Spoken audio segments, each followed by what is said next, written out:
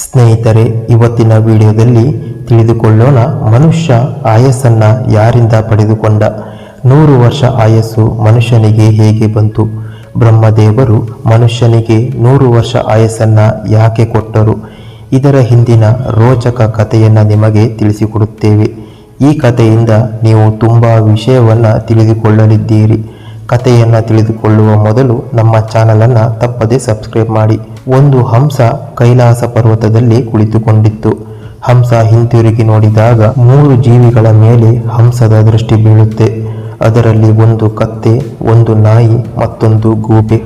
ಈ 3 ಪರಸ್ಪರ ಮಾತನಾಡಿಕೊಳ್ಳುತ್ತಾ ಕೈಲಾಸ ಪರ್ವತ ಏರಿ ಬರುತ್ತಿದ್ದರು. ಕತ್ತೆ ಹೇಳ್ತಾ ಇತ್ತು, ನಾನು 20 ವರ್ಷ ಬ್ರಹ್ಮದೇವರಿಗೆ ನೀಡಿ ಒಳ್ಳೆಯ ಕೆಲಸ ಮಾಡಿದ್ದೇನೆ. ಇವುಗಳ ಮಾತುಗಳನ್ನು ಕೇಳಿಸಿಕೊಳ್ಳುತ್ತಾ ಹಂಸ ನೇರವಾಗಿ ಶಿವನ ಹತ್ತಿರ ಬರುತ್ತೆ. ಹಾಗೂ ಭಗವಾನ್ ಶಿವನ ಹತ್ತಿರ ಹೀಗೆ ಹೇಳುತ್ತದೆ, ಭಗವಾನ್, ನಾನು ಇವತ್ತು ಒಂದು ಬಹಳ ಆಶ್ಚರ್ಯಕರವಾದ ಘಟನೆಯನ್ನು ನೋಡಿದೆ. ಆಗ ಭಗವಾನ್ ಶಿವ, ಹೇಳು, ನೀನು ಯಾವ ವಿಚಿತ್ರ ಘಟನೆಯನ್ನು ನೋಡಿದೆ?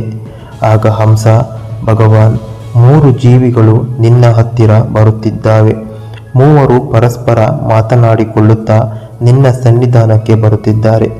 ನಾನು ನನ್ನ ಆಯಸ್ಸನ್ನು ಕಡಿಮೆ ಮಾಡಿಕೊಂಡು ಒಳ್ಳೆಯ ಕೆಲಸ ಮಾಡಿದ್ದೇನೆ. ಹೀಗೆ 3 ಕೂಡ ಮಾತನಾಡಿಕೊಳ್ಳುತ್ತಾ ನಿನ್ನ ಸಮೀಪಕ್ಕೆ ಬರುತ್ತಿದ್ದಾರೆ ಹಾಗೂ ಅವರು ತುಂಬ ಖುಷಿಯಲ್ಲಿ ಇದ್ದಾರೆ.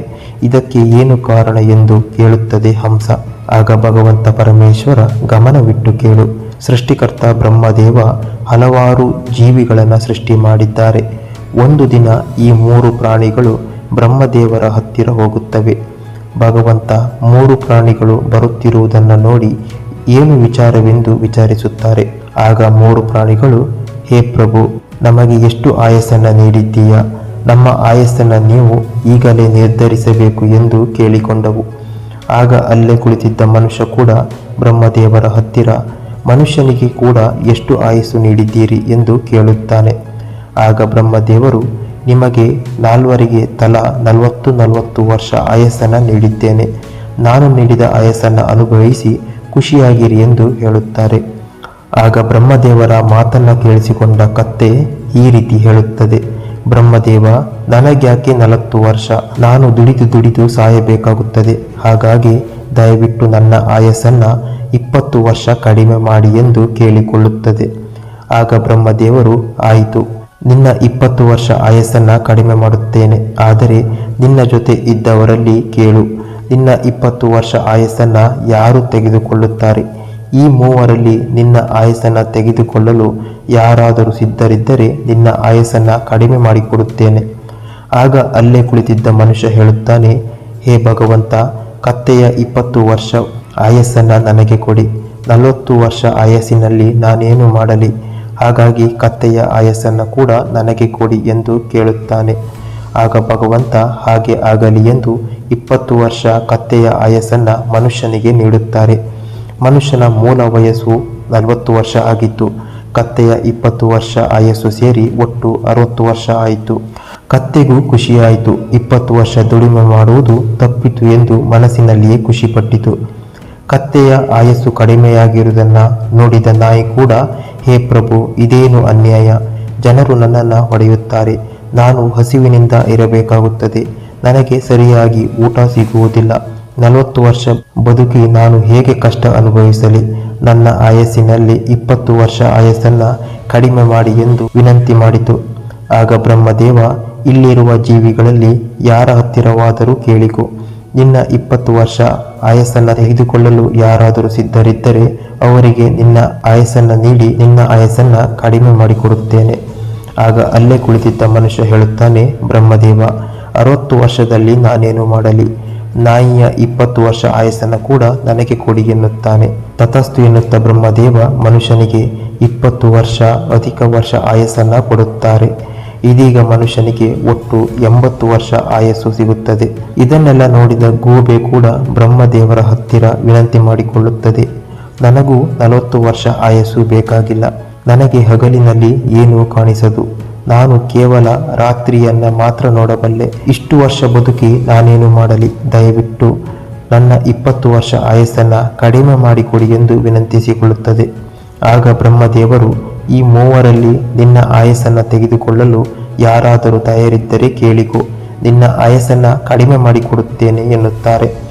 ಆಗ ಅಲ್ಲೇ ಕುಳಿತಿದ್ದ ಮನುಷ್ಯ ಹೇಳುತ್ತಾನೆ, ಬ್ರಹ್ಮದೇವ, ನನ್ನ ಆಯಸ್ಸು ಕೇವಲ 80 ವರ್ಷ ಇದೆ. 80 ವರ್ಷ ಆಯಸ್ಸಿನಲ್ಲಿ ನಾನೇನು ಮಾಡಲಿ? ಹಾಗಾಗಿ ಈ 20 ವರ್ಷ ಆಯಸ್ಸನ್ನು ಕೂಡ ನನಗೆ ಕೊಡಿ ಎನ್ನುತ್ತಾನೆ. ಆಗ ಬ್ರಹ್ಮದೇವರು ತಥಾಸ್ತು ಎನ್ನುತ್ತಾ 20 ವರ್ಷ ಆಯಸ್ಸನ್ನು ಮನುಷ್ಯನಿಗೆ ಕೊಡುತ್ತಾರೆ. ಈ ಕಥೆಯನ್ನ ಶಿವನು ಹಂಸನಿಗೆ ವಿವರಿಸುತ್ತಾರೆ.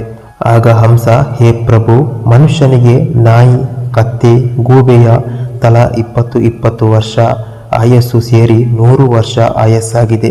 ಈ ಪ್ರಾಣಿಗಳ ಆಯಸ್ಸನ್ನು ತೆಗೆದುಕೊಂಡ ಮನುಷ್ಯನ ಜೀವನದ ಮೇಲೆ ಇದು ಪರಿಣಾಮ ಬೀರುವುದಿಲ್ಲವೇ ಎಂದು ಪ್ರಶ್ನಿಸುತ್ತದೆ. ಆಗ ಪರಮೇಶ್ವರ, ಪ್ರಾಣಿಗಳ ಆಯಸ್ಸನ್ನು ತೆಗೆದುಕೊಂಡ ಮನುಷ್ಯನ ಜೀವನದ ಮೇಲೆ ಇದು ಖಂಡಿತವಾಗಿ ಪರಿಣಾಮವನ್ನು ಬೀರುತ್ತದೆ. ಮನುಷ್ಯ ತನ್ನ ಜೀವನದಲ್ಲಿ 40 ವರ್ಷ ಆಯಸ್ಸನ್ನು ಒಬ್ಬ ಮನುಷ್ಯನ ಹಾಗೆ ಜೀವಿಸುತ್ತಾನೆ.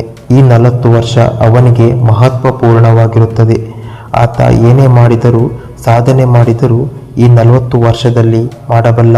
ಆತನ ಜೀವನದಲ್ಲಿ ಏನು ಬೇಕಿದ್ದರೂ ಈ 40 ವರ್ಷ ಪ್ರಾಯದಲ್ಲೇ ಆತ ಮಾಡುವ ಶಕ್ತಿಯನ್ನು ಹೊಂದಿರುತ್ತಾನೆ.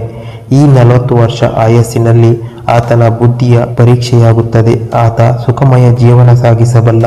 ಯಾವಾಗಲೂ ಒಳ್ಳೆಯ ಜೀವನದ ಕನಸನ್ನು ಕಾಣುತ್ತಾನೆ, ಒಳ್ಳೆಯದನ್ನು ಯೋಚಿಸುತ್ತಾನೆ. 40 ವರ್ಷದವರೆಗೆ ಆತನ ಬುದ್ಧಿ ಸ್ಥೀಮಿತವಾಗಿರುತ್ತದೆ. ಆಗ ಹಂಸ ಕೇಳುತ್ತದೆ, ಹಾಗಾದರೆ ಈ ಕತ್ತೆಯ ಆಯಸ್ಸಿನಲ್ಲಿ ಮನುಷ್ಯ ಹೇಗೆ ಜೀವಿಸಬಲ್ಲ? ಆಗ ಮಹಾದೇವರು, ಕೇಳು, 40 ವರ್ಷ ಆದ ಬಳಿಕ ಮನುಷ್ಯ ಕತ್ತೆಯ ಹಾಗೆ ಬದುಕಬೇಕಾಗುತ್ತದೆ. 40 ವರ್ಷದ ಬಳಿಕ ಆತನಿಗೆ ಜೀವನದ ಎಲ್ಲ ಭಾರ ಒಮ್ಮೆಲೇ ಬೀಳುತ್ತದೆ. 40 ವರ್ಷ ವಯಸ್ಸಿನಲ್ಲಿ ಆತನಿಗೆ ಹೆಂಡತಿ, ಮಕ್ಕಳು ಇರುತ್ತಾರೆ. ಆತನ ಪರಿವಾರ ದೊಡ್ಡದಾಗುತ್ತದೆ. ಪರಿವಾರ ದೊಡ್ಡದಾಗುತ್ತಿದ್ದಂತೆಯೇ ಹೆಚ್ಚು ಸಂಪಾದನೆ ಮಾಡಬೇಕಾಗುತ್ತದೆ. ಮೋಜು ಮಸ್ತಿಗನ್ನು ಬಿಡಬೇಕಾಗುತ್ತದೆ. ಹೀಗೆ 40ರಿಂದ 60 ವರ್ಷದವರೆಗೆ ಮನುಷ್ಯ ಕತ್ತೆಯಾಗಿ ಬದುಕಬೇಕಾಗುತ್ತದೆ. ಆಗ ಹಂಸ ಶಿವನ ಹತ್ತಿರ ಹೇಳುತ್ತದೆ, ನಿಮ್ಮ ಮಾತನ್ನು ಕೇಳಿ ಚಿಂತೆಯಾಗುತ್ತದೆ. ಆದರೆ ಮನುಷ್ಯ ನಾಯಿಯ 20 ವರ್ಷ ಆಯಸ್ಸಿನಲ್ಲಿ ಹೇಗೆ ಬದುಕಬಲ್ಲ? ಆಗ ಶಿವನು, ಕೇಳು ಹಂಸ, ಮನುಷ್ಯನಿಗೆ 60 ವರ್ಷ ಆದ ಬಳಿಕ ಆತನ ಶರೀರ ಕೆಲಸ ಮಾಡುವುದನ್ನು ನಿಲ್ಲಿಸುತ್ತದೆ.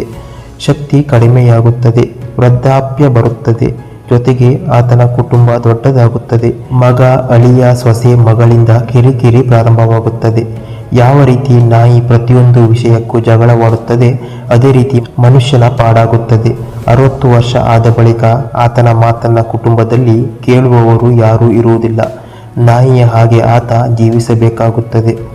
ಆಗ ಹಂಸ ಹೇಳುತ್ತದೆ, ಹೇ ಭಗವಂತ, ನನಗೆ ಒಳ್ಳೆಯ ಮಾಹಿತಿಯನ್ನು ನೀಡಿದ್ದೀರಿ. ದಯವಿಟ್ಟು ತಿಳಿಸಿ, ಮನುಷ್ಯ ಗೂಬೆಯ ವಯಸ್ಸಿನಲ್ಲಿ ಹೇಗೆ ಬದುಕುತ್ತಾನೆ? ಆಗ ಶಿವನು, ಕೇಳು, ಯಾವ ಮನುಷ್ಯನಿಗೆ 80 ವರ್ಷ ದಾಟುತ್ತದೆ ಆತ ಗೂಬೆಯ ಆಯಸ್ಸನ್ನು ಪಡೆಯುತ್ತಾನೆ. 80 ವರ್ಷ ಆಗುತ್ತಿದ್ದಂತೆಯೇ ಆತನ ಕೂದಲುಗಳು ಉದುರುತ್ತವೆ.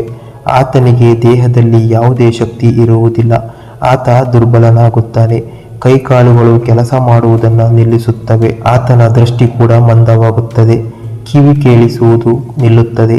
ಆತನ ಎಲ್ಲ ಹಲ್ಲುಗಳು ಉದುರುತ್ತವೆ. ಆತ ಯಾರನ್ನ ಕೇಳುವುದಿಲ್ಲ, ಯಾರನ್ನೂ ನೋಡುವುದಿಲ್ಲ. ಆತನ ದೃಷ್ಟಿ ಮಂದವಾಗುತ್ತದೆ. ಶುದ್ಧವಾದ ದೃಷ್ಟಿ ಆತನಿಗೆ ಇರುವುದಿಲ್ಲ. ಗೂಬೆಯ ದೃಷ್ಟಿ ಪ್ರಾಪ್ತವಾಗುತ್ತದೆ. ಈ ರೀತಿಯಾಗಿ 80 ವರ್ಷದ ನಂತರ ಮನುಷ್ಯ ಸದಾ ಕುಳಿತಿರುತ್ತಾನೆ. ಯಾವ ರೀತಿ ಗೂಬೆ ಕುಳಿತಿರುತ್ತದೆ ಅದೇ ರೀತಿ ಮನುಷ್ಯ ಕೂಡ ಸುಮ್ಮನೆ ಕುಳಿತಿರಬೇಕಾಗುತ್ತದೆ. ಆತನ ಮಾತನ್ನ ಕೇಳುವವರು ಯಾರೂ ಇರುವುದಿಲ್ಲ. ಈ ರೀತಿಯಾಗಿ ಮನುಷ್ಯ ಈ 3 ಪ್ರಾಣಿಯ ಹಾಗೆ ಜೀವಿಸಬೇಕಾಗುತ್ತದೆ. ನೋಡು ಹಂಸ, ಆ 3 ಪ್ರಾಣಿಗಳ ಆಯಸ್ಸು ಕಡಿಮೆಯಾಗಿದ್ದರೂ ಕೂಡ ಭೂಮಿಯ ಮೇಲೆ ಇರುವವರೆಗೂ ಅವುಗಳು ಸದೃಢವಾಗಿರುತ್ತವೆ. ನೋಡು, ಇದೇ ಕಾರಣದಿಂದ 3 ಪ್ರಾಣಿಗಳು ಖುಷಿಯಿಂದ ಬರುತ್ತಿದ್ದಾವೆ. ಆದರೆ 100 ವರ್ಷ ಆಯಸ್ಸನ್ನು ಪಡೆದುಕೊಂಡ ಮನುಷ್ಯ 40 ವರ್ಷಗಳ ನಂತರ ಖುಷಿಯಿಂದ ಬದುಕಲು ಸಾಧ್ಯವಾಗುವುದಿಲ್ಲ. ಕತ್ತೆ, ನಾಯಿ, ಗೂಬೆಯ ಹಾಗೆ ಬದುಕಬೇಕಾಗುತ್ತದೆ. ಸ್ನೇಹಿತರೆ, ಈ ಕಥೆಯ ಬಗ್ಗೆ ನಿಮ್ಮ ಅನಿಸಿಕೆಯನ್ನು ದಯವಿಟ್ಟು ಕಮೆಂಟ್ನಲ್ಲಿ ತಿಳಿಸಿ. ವಿಡಿಯೋವನ್ನು ಲೈಕ್ ಮಾಡಿ, ಸ್ನೇಹಿತರಿಗೂ ಶೇರ್ ಮಾಡಿ. ಧನ್ಯವಾದ.